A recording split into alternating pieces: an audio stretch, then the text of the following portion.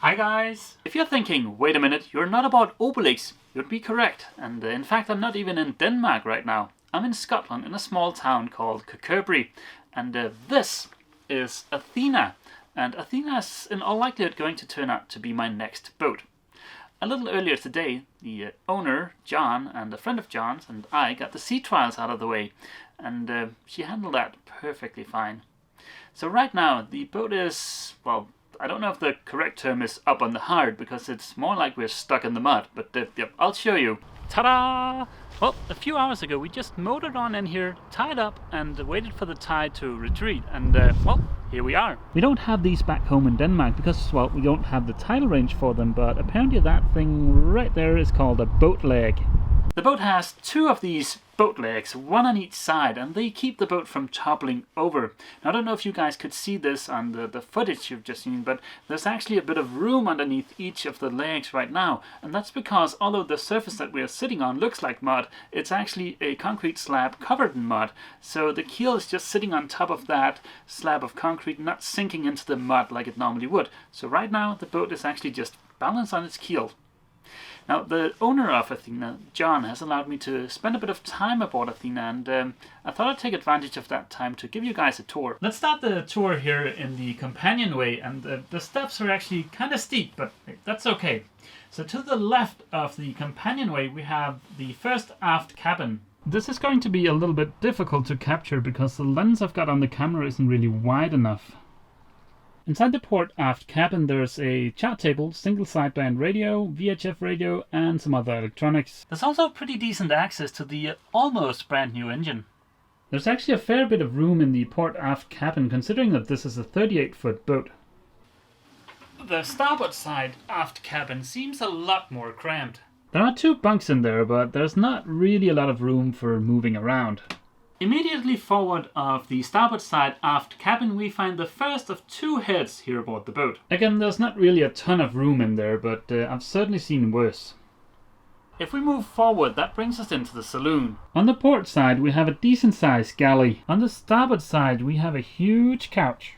I'm 6'2" or 189 centimeters, and I've got plenty of standing headroom. In the middle of the saloon there's another small couch or bench or whatever you want to call it, and don't mind that yellow bag, that's just the inflatable. But there really is a ton of room in here, especially considering that this is only a 38-foot boat.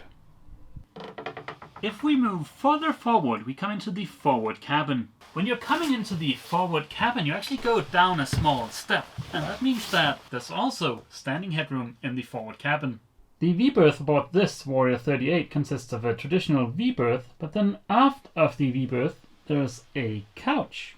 After that small couch there's a small table and a mirror. And not only that, but the forward cabin also has its own head. And inside of that head there's a separate little shower. Like I said, there's a ton of room down below, considering that this is only a 38-foot boat, and I love the layout of this boat, and I think living aboard Athena is going to be pretty sweet, especially considering the cramped quarters I've had for the past 6 months. Having said that, there is a ton of work to be done. There's blistering on the hull below the waterline, and actually John, the owner, just showed me that there's a bit of blistering on the transom above the waterline also, but we'll get to that.